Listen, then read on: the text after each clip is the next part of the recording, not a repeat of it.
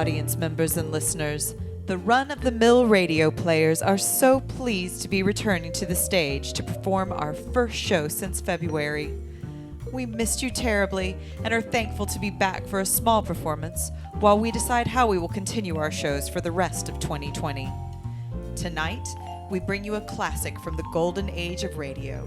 Yours truly, Johnny Dollar, first aired on CBS Radio on June 6, 1956, and set out to be like many of the hard-boiled detectives of the 1950s.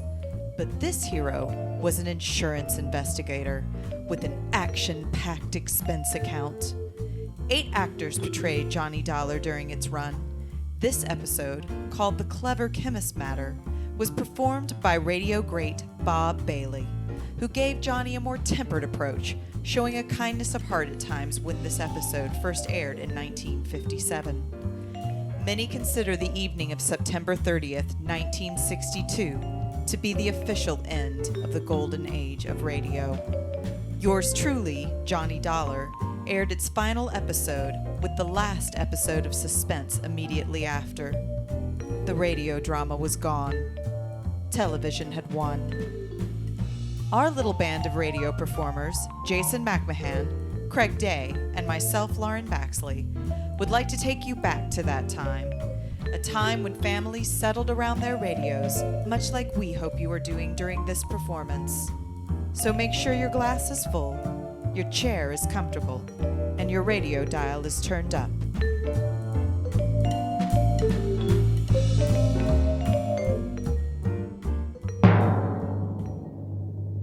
From Hollywood, it's time now for... Johnny Dollar. This is Harry Branson at Philadelphia Mutual Life and Casualty Company. Hello, Harry. What's with you? John, I have a case I'd like you to handle for us that is, well, somewhat unusual. Have you ever handed me one that wasn't completely screwy? I said unusual. And I said screwy. So now that we understand each other, what's it all about? Well, absolutely nothing. Yet. But I'm very apprehensive about one of our clients. Harry, you're the biggest worrywart I ever knew. What was that? I said, who is this client? A Dr. Walter Merrill. Merrill? The scientist? That's right. Nobel Prize winner. The man who worked out the molecular orbital contraction something or other. Yes, that's the one. And as I say, John, I'm worried. Who wouldn't be? About him. I'll be right down to see ya. Jason McMahon and the exciting adventures of the man with the action-packed expense account. America's fabulous freelance insurance investigator. Yours truly, Johnny Dollar. Expense account submitted by Special Investigator Johnny Dollar to the Philadelphia Mutual Life and Casualty Insurance Company in Philadelphia. Where else? Following is an account of my expenses incurred during my investigations of the Clever Chemist Matter. Expense account. Item 1, $22.50. Air transportation and incidentals, Hartford to New York to Philadelphia. I didn't even have to stop to check my bag, but headed directly for the Philly Mutual building on Walnut Street. Harry Branson is a good insurance man, but a great worrier. Nonetheless, he's given me some pretty important cases in the times past. Highly lucrative, too. And after all, what do we live for? Here you are, keep the change. Thanks, Doc. John, what took you so long?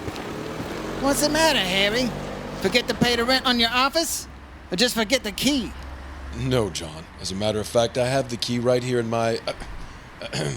This is hardly the time or place for levity. Well, surely you haven't been waiting here on the sidewalk ever since you called me. No, I haven't. By checking plane schedules, I was able to determine when you'd arrive almost to the minute, and not wanting to waste time taking you upstairs to the office. Pretty urgent matter, huh? What's more, the rental car I've arranged for you should be here shortly. Well, you know, usually I arrange those things myself. Yes, and how we pay for them on that, that expense account of yours. Harry, you cut me to the quick. My pride, my honor. Oh, please, don't misunderstand me. I don't mean there's ever anything really dishonest about your expense account. It's only... You don't? Well, you ought to. Believe me, I'd pad that thing to the hilt if I think I could get away with it. John! Anyhow, the most important reason for engaging the car was so that you can leave for Malaga without delay. Malaga? New Jersey. It's about 30 miles south and east of here. Is that where Dr. Merrill is? Yes, and as his custom, he chooses to work in some isolated spot where he can't possibly be disturbed. He and his colleague, that is. Colleague? I always heard that he worked alone, freelance. And you heard right. However, he now has a Professor Theodore Nash with him. Nash? One of our foremost chemists, at least, according to Dr. Merrill. Never heard of him. But now what seems to be the trouble? John, they're working together on what I'm sure is some top secret project. Oh? Say, wait, didn't Merrill have something to do with the early rocket experiments? Precisely, which is why I suspect their present work may have something to do with a space satellite or intercontinental missiles or something of the sort. Possible.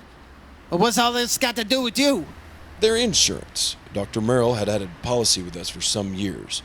$25 million. And Professor Nash? Recently, he took out a policy with us, too, for $10 million. Beneficiary? Nash made Dr. Merrill his beneficiary.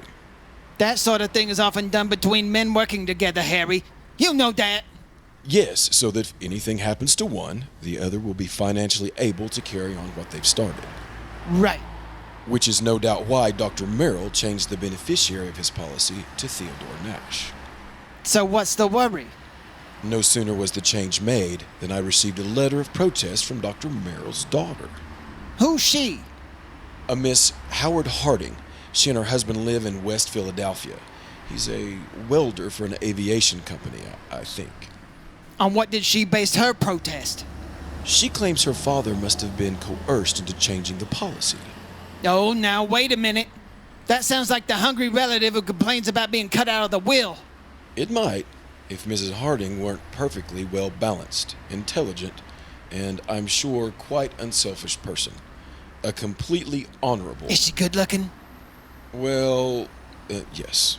And real sweet to you? Yes, she is. Well, that is... John, I don't know what you're trying to imply. They do it every time. John... Particularly when there's a bit of money involved.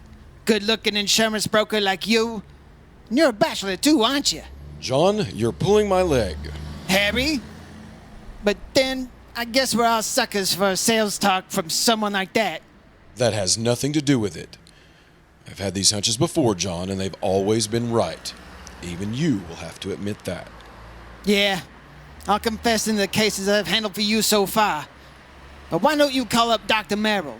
Huh, I think the quaint old fellow would die rather than have a phone near enough to disturb him in his work. Oh, there's your rental car waiting at the curb. So off you go, John, and see what you can find out.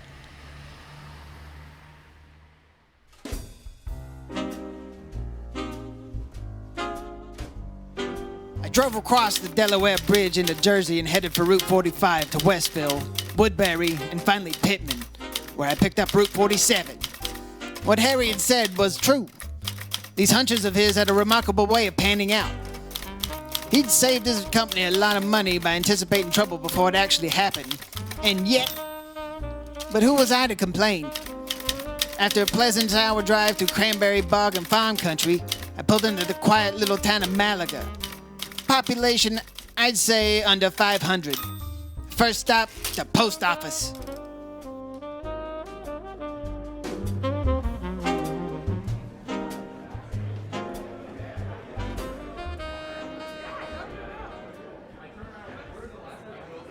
Dr. Merrill? Sure. Go back the way you came about a mile till you see the name Wampus Bung. What? Name of one of the bungalows on the edge of the lake. Wampus means cat. Bung, bungalow. Wampus Bung.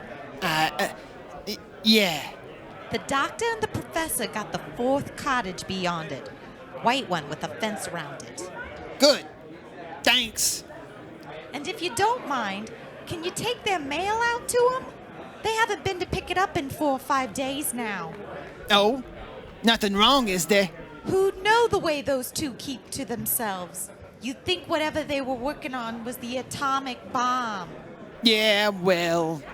Just be sure to let them know you're at the gate before you try to go through the fence. What do you mean? That professor's liable to take a shot at you.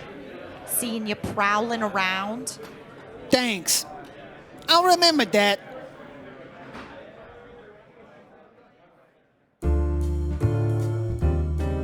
Back to yours truly, Johnny Dollar, in just a moment. But now a word from one of our sponsors.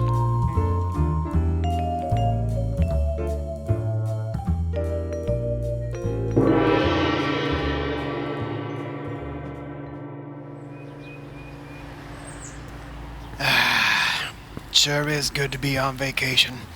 City can really drive me nuts sometimes. Glad I found this little town. It's got some really nice shops, and I heard they filmed a movie down here. Place is really nice, except for that chain link fence. Ah, well, what do we have here? Hail, weary traveler. Welcome to In Your Ear Music Emporium. How's it going, buddy? Nice place you got here. Behold, for we have the finest things in all the lands. Looks like you got a lot of cool things. Smells nice, too. We burn incense to keep the evil spirits away. But if it's CDs, vinyl, instruments, t-shirts, tapestries, body jewelry, cigars, and more, you will find them here. So, you mind if I come in and look around a little bit? During these dark times, we only ask but one thing. That you wear a mask. Do you have a mask, traveler? Well, nah. Back where I'm from, they're not wearing them, so I didn't think. You didn't think? During the plague of our time, you didn't think to bring a mask? Nah, I'm sorry, man. Well, then, perhaps you would like to purchase one so you may be able to peruse our wares. No, that's okay. I appreciate it. I'll come back another time. You come to our lands, eat our food, and care not for the well-being of our citizens. To that, I have but one thing for you. I want you to send a message to your people. This is not our way. This is Silver!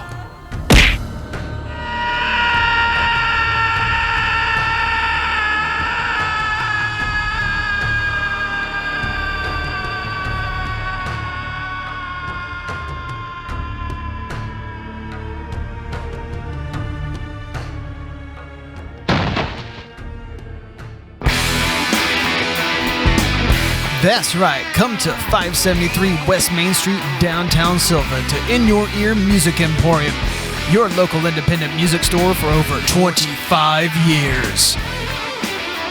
Check out our new website, InYourEarMusicEmporium.com, for the latest and new releases, pre-orders, and more.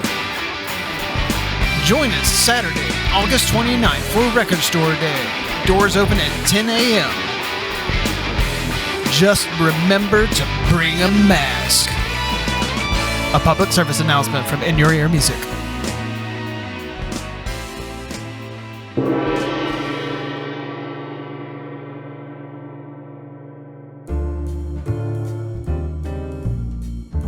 And now back to yours truly, Johnny Dollar, and the Clever Chemist matter.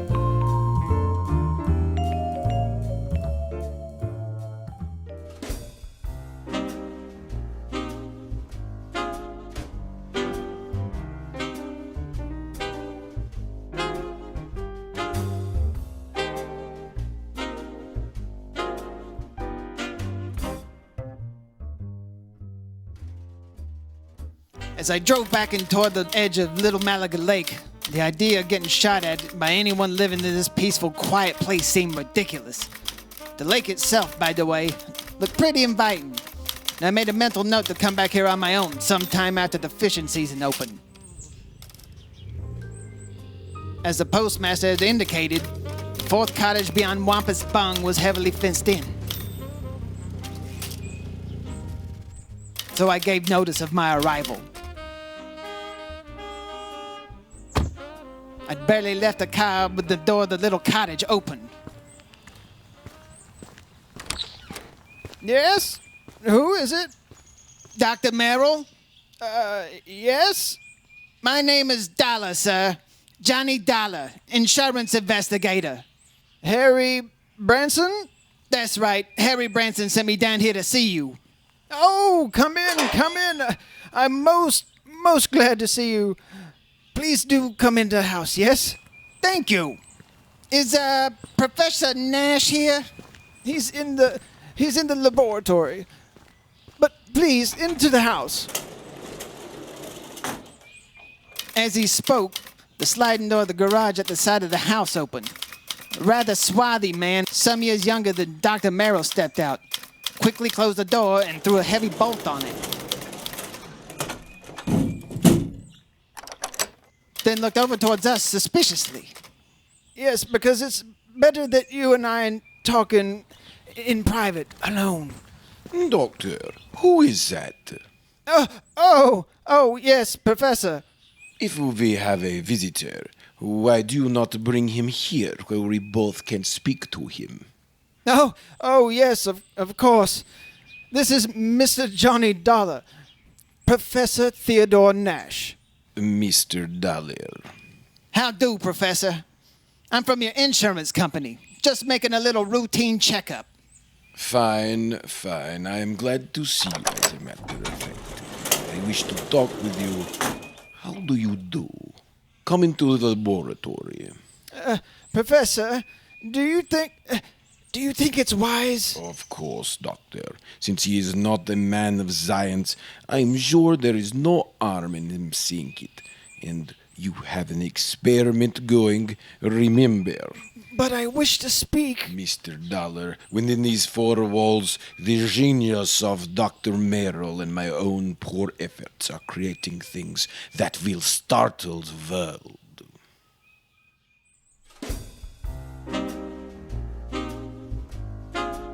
But inside, with windowless concrete reinforced walls, it was immaculate and loaded with scientific equipment of all shapes and sorts and sizes.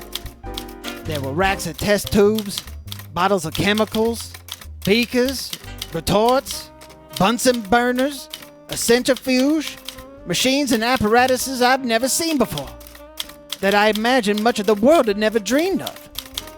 And all of it neat as a pin. Not so much as a stirring rod out of place. But look, Doctor, the polymerization step is almost complete. Eh? You must continue with the molecular balance check immediately. Oh, yes. And you must both leave me. This must not be seen by anyone who... We understand, Doctor. I hope you will pardon me, Mr. Dollar. Of course, Doc. Come, Mr. Dollar. I will lock the door. Yes. He does require privacy, doesn't he? Yes. But you're not gonna bolt that door on him. Of course not. Force of habit, I guess. It is he who keeps things locked up so tightly when he is working. Unnecessarily so, but then a genius is permitted his idiosyncrasies. Harry Branson seems to think you two may be working on something to do with guided missiles. A very perceptive man. But that is something we must not speak about. If so, however, I should think this place would be heavily guarded. It is hardly necessary in this isolated little community, especially since it is not generally known that we are here. But now, why have you come here, Mr. Dollar? Just a routine checkup.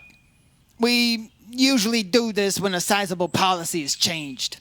There is something unusual about two men working together on important things, ensuring in each other's favor.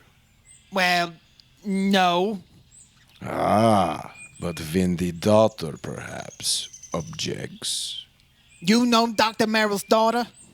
I know about her, and about their unfortunate marriage to that day laborer.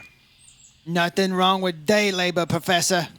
But one who waits for a great man like the doctor to die so that he can get his hands on the insurance money?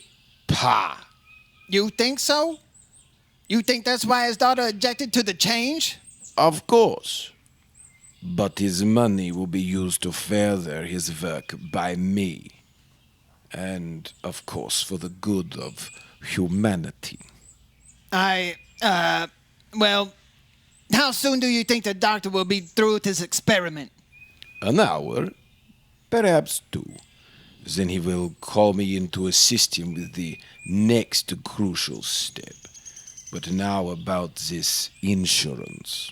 Look, why don't I run back to town, arrange a place to stay, grab a bite to eat, and then come back here? If you like. I am sorry we have no more room in the cottage, too. Don't give it a second thought. I'll see you later.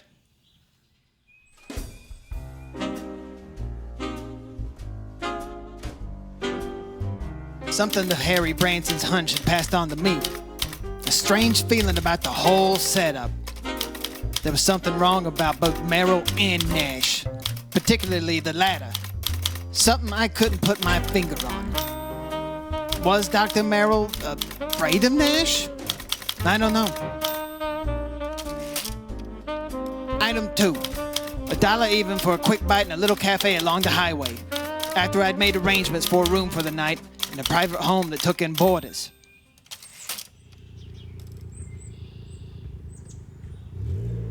It was not much over an hour later when I drove back to the little cottage by the lake and the laboratory with its important secrets.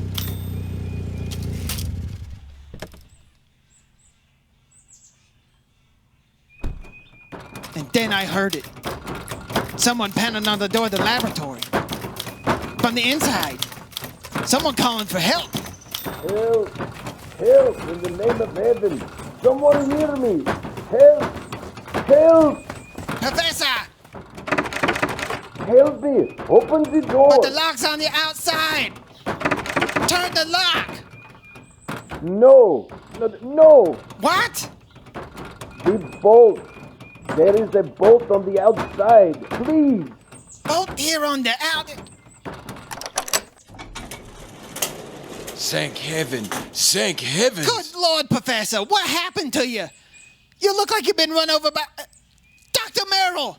It's too late. It's too late. Professor! What happened here? He beat me. He threw acid at me. The doc? No, the man who... Then he killed the doctor with a gun. He killed him. He killed him. Who, Professor? Who? I don't know.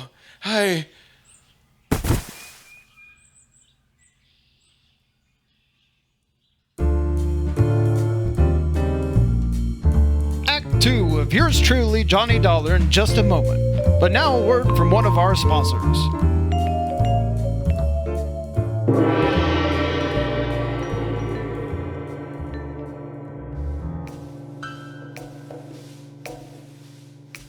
Has 2020 got you feeling like you're locked in a shed during a science experiment? Only to have a vial of acid thrown in your face? Well, Baxley's Chocolates is here to cure those COVID blues with our delicious confections.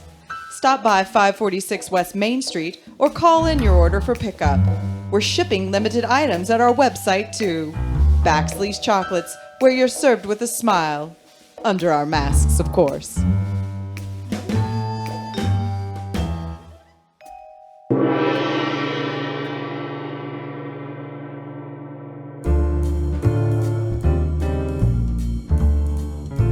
And now, Act Act 2 of yours truly, Johnny Dollar, and the Clever Chemist Matter.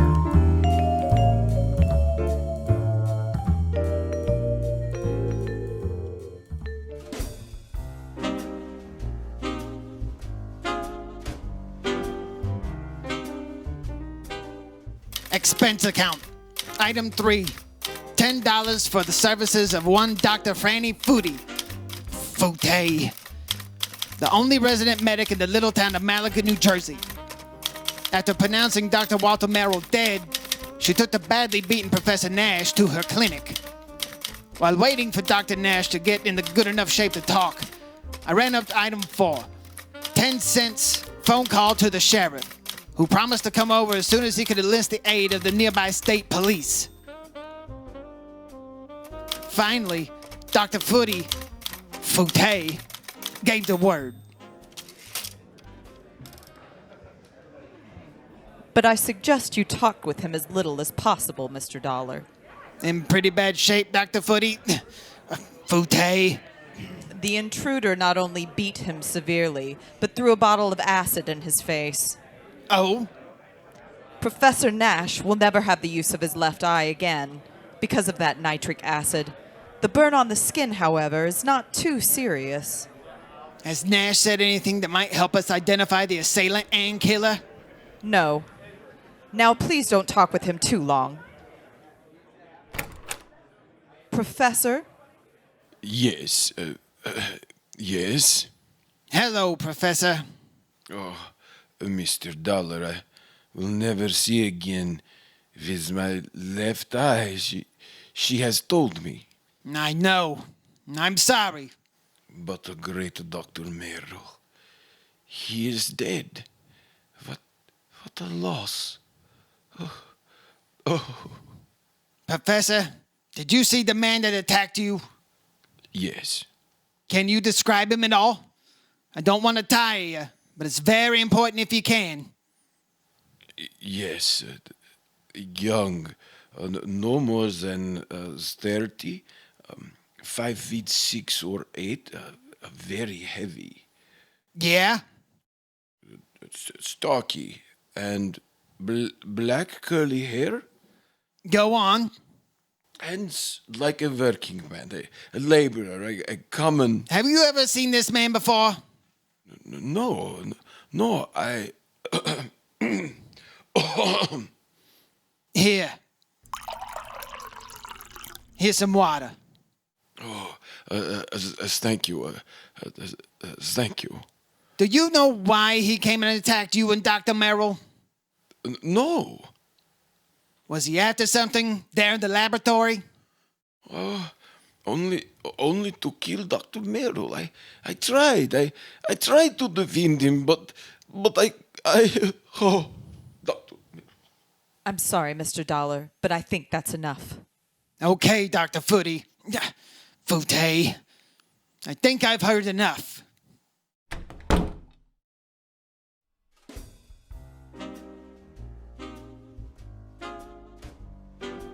I managed to get back to the cottage by the lake before the police arrived. I made a quick search and came up with one very damning piece of evidence. In one of the bedrooms, I found a picture of a wedding couple. It was inscribed, "Love to the dearest father in the world." And next to the bride stood a man who answered perfectly to the description Professor Nash had given me. The husband of Dr. Merrill's daughter, Howard Harding. And then I thought of what Nash had said about Harding. His antagonism towards him. His conviction that Harding was the one that resented the change in the insurance policy. There was something else that had happened when I talked with Nash in the doctor's office that... By the time I got back to the laboratory, the sheriff and the state police arrived. The sheriff, I'm afraid, badly mussed up any prints that must have been left on the bottle of acid. However, in the weeds outside, a state trooper found a pistol, a .38 caliber Luger, that had killed Dr. Merrill. Fingerprints had apparently been wiped off, but the gun was carefully wrapped to be checked more thoroughly by the fingerprints. Before taking off on a mad dash back to Philadelphia, I stopped at Dr. Footy's bouteilles and picked up 1 water tumbler. Item 5, $3.70 for a tank full of gas. Item 6, 50 cents, parking in Philadelphia, as close as possible to Harry Branson's office.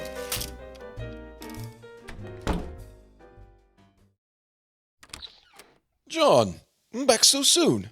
Yeah, What have you found out about Dr. Merrill? Harry, he's dead. What? Oh, dear. I haven't got time to give you the details, but listen. But John, Listen! First, write down the address of Mr. and Mrs. Howard Harding for me. His daughter? Does she? No, she doesn't know yet. And I hope I can avoid telling her before... Write it down, man! Well, yes, of course, but... Number 2, take this. And don't unwrap it. But see that it gets to Ray Kemper at the Federal Bureau. And fast. He'll know what to do with it. And I'll check with him about it later. Thanks. But now, John... Harry, this is one time that expense account of mine is going to save you a lot of money. I think.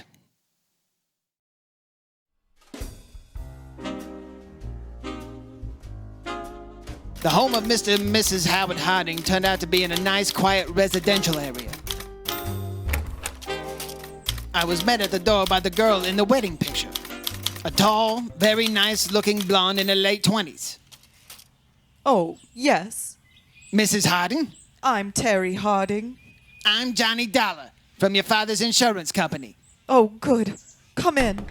Perhaps you can help me make him do something about this policy of his. Well, that isn't exactly... Someone has poisoned Daddy's mind, Mr. Dollar. What do you mean? It isn't that I want the money if Daddy dies, which God forbid. It doesn't exactly look as though you need it. Of course we don't. Howard's been doing so wonderfully at Colonial Aviation. Apparently. And I had the notion he was just a welder or something. Oh, dear, no.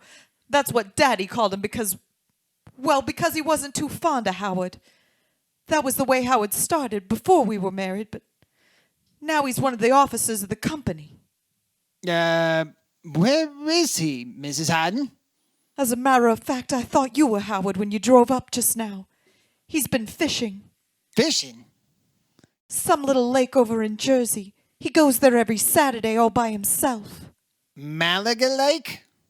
No, Malaga's where Daddy works. Oh, he said that... That what, Mrs. Harding? I don't know. It's Howard, I guess. What do you mean? Howard has never liked or trusted him, even though we've never actually met, and when Daddy changed his insurance to name that professor. There is something wrong about that, Mr. Dollar. What? I don't know. Daddy always worked alone until he came along. Daddy's such an alert, bright-eyed little busybody in spite of his age. Your father? Like a cute little wound-up spring, hopping about like a... Mrs. Harding. Yes? Mrs. Harding, when I saw your father... You've seen Daddy, then you know what I mean. He was tired, almost in a daze. He spoke with great difficulty. Oh, no, you're mistaken. He chatters away like a jaybird. What is it, Mr. Dollar? He must have been doped up. Hi, honey. Well, I'm just about as lousy as a fisherman as usual. Not a single... excuse me. Mr. Harding, tell me just one thing. Well, that depends. Who are you? Mr. Dollar's with the insurance company, darling. Not Johnny Dollar. That's right. Well, I've certainly heard of you. Hey, tell me... You tell me, Harding. Where you been? Why, I've been fishing. Where? Over in Jersey. Where? A little private lake. Where? Over near Mount Holly. The one place I know of where no one else ever goes. Where I can get rid of the cobwebs that my job... Hey, wait a minute, Dollar. What is this? Harding, you've been identified as a man who murdered Dr. Walter Merrill. Murdered? Mr. Dollar. What? I'm sorry, Mrs. Harding, but it's true. Oh, no. What are you talking about, Dollar? Is this true? You didn't know about it? Of course not. How could I? Where did it happen? How? At his place in Malaga. Professor Nash, I'll kill that man. You'll take it easy. You seem to forget that so far you're the only suspect in the case. Me? You're out of your mind. If it was anybody, it was that Nash. Got anyone to verify that you've been up at the lake near Mount Holly? Of course not. I told you, I go alone. There's nobody there. Listen to me. Nash was with Dr. Merrill when he was killed there in his laboratory. Of course he was. But Nash was attacked also. Beaten, acid thrown at him. He's lost sight in one eye because of it. And I tell you're sure? Of course I'm sure. It was I who found him. Nash beaten against the inside of the door of the laboratory, crying for help. A door that was bolted on the outside. But, Dollar, you're sure of that? I'm sure. I still think... Oh, Terry. I'm sorry, honey. Here, let me. Oh, Howard, it's so terrible. Better answer that phone, Howard. Yeah. Hello? Yes. Yes. It's for you, Dollar. Thanks. Terry, dear, come on. You've got to pull yourself together. Johnny Dollar. John, this is Harry Branson. I just received a call from Mr. Kemper at the Federal Bureau. Yeah? He says he must see you immediately. It seems to be very important. Call him back, Harry. Tell him I'll be there in 15 minutes. Harding, you just keep things straight. I wouldn't leave this house if I were you. Well, now, wait a minute, Dollar. Just sit tight. I think you're in the clear.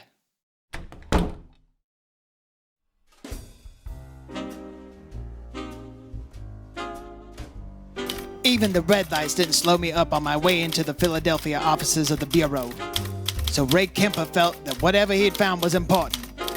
If so, it would back up one of my suspicions. But in view of the circumstances, that bolted door on the laboratory, for instance, how could it?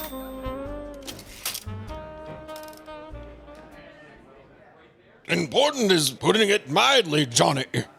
The prints you found on the water glass, Ray? 3 sets of 1, yours. Well, naturally. 2, Dr. Fanny Fouté, who is currently practicing medicine in... I know, in the town of Malaga, New Jersey. That's where the glass came from. No, because the 3rd set of prints... Yeah? I had to go into the international file for them, and Johnny... Nash? Theodore Nash? Nash? Nashevsky. What? He's an expert on explosives. At one time, he was thought to have attempted to enter this country. That was in 1940. Ray, have you got any pictures of him? Plenty from the time he was a kid. Here. Tell me how you picked up these prints. The beard in this picture. But it looks like him, all right. This too. But the shaved head. Almost as though he tried to keep changing his appearance. Johnny? Wait a sec. This picture of him as a youngster. This eye patch on his left eye. Our dossier is pretty complete. He was quite an athlete until he injured that eye. But it doesn't show it in these other pictures. And he hasn't got a glass eye. No, his eye always looks perfectly natural. But now, Johnny, if you have information... Ray, this has done it for me. Thanks. Now, just a minute, Dollar. I'll see ya. Johnny! Oh, God. This is Kemper. Get me a man to tell Johnny Dollar he's leaving this office right now. Get on it!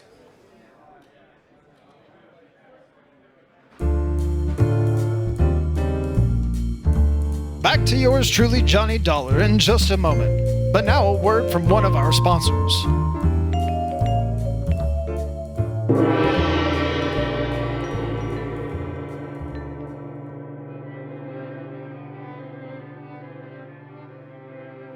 This is Prudence Poole, international radio star for the Paper Mill Lounge, located in Silver, North Carolina at 513 West Main Street.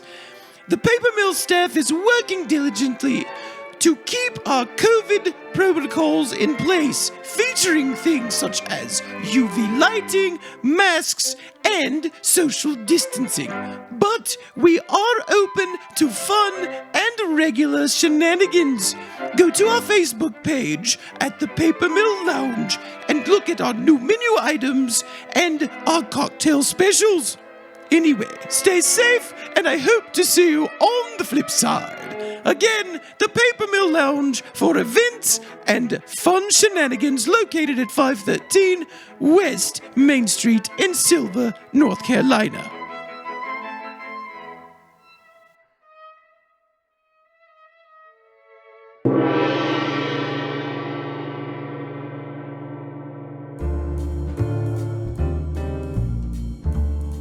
And now back to yours truly, Johnny Dollar, and the Clever Chemist Matter.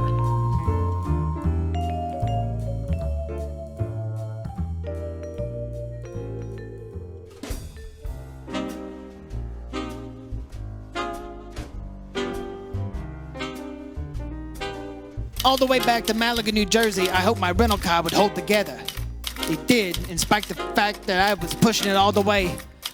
International intrigue is a bit out of my line, but this time, so help me, I was beginning to feel like a real FBI man. I stopped at the state headquarters along the way, and according to them, Nash was off the hook.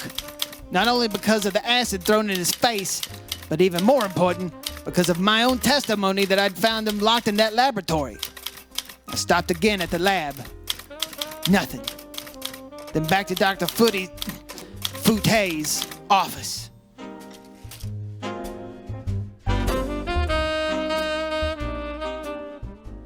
Very well, Mr. Dollar. When they arrive, I'll insist that they wait for you. Thanks, Doc.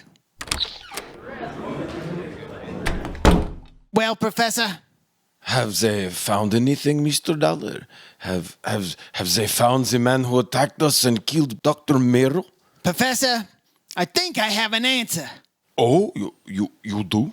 But tell me something. Yes, of course. Your government doesn't pay you very well, does it? Merrill and I were not working for the government, Mr. Dollar. Although, of course, the results of our work... I'm talking about your government. Your own real boss. I don't understand. No doubt it's very much interested in anything this country develops in the line of guided missiles, that sort of thing. Mr. Dollar. Let me go on. Merrill was doing important work. Stuff that would be of infinite value to any country in the world. Of course. Your country would have paid you well for the results of his work. But brother, they'll never get him. I don't know what you're talking about. Money? The loot from Merrill's insurance? Sure, it was enough to get you out of here. After you gained the knowledge you needed of Merrill's work. See here, Dollar. After you killed him, before he could give to his government, the United States, what he... You're a fool. I was beaten too. The poor old man put up a pretty stiff fight, did he? Do you think I would have done this to myself? My eye. You gave yourself away earlier when you reached out for a glass of water that I handed to you, right here in this room. A man who lost his sight in one eye would have lost his aim until he got used to it. Funny, though, it didn't come to me until later.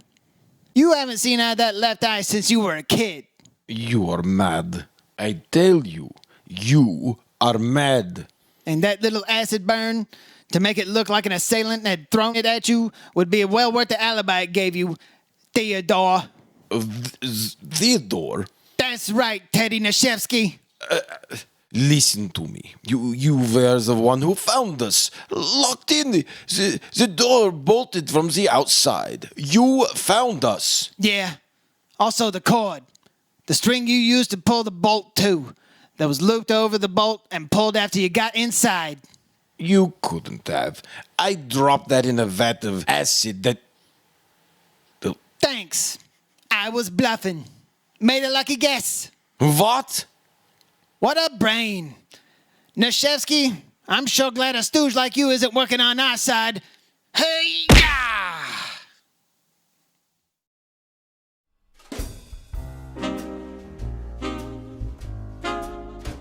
The capsule he fished out of his pocket never got into his mouth. and I'm afraid he won't be seeing very well of his other eye for a while.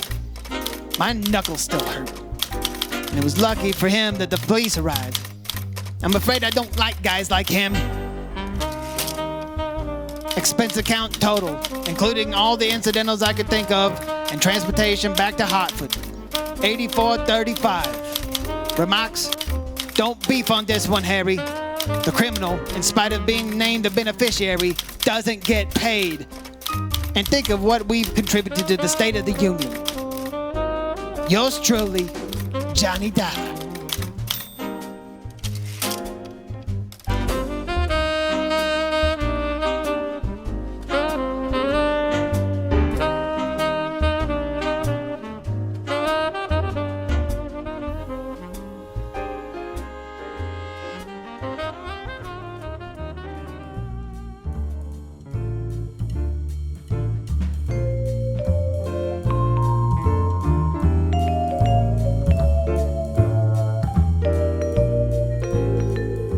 Thank you for joining us this evening.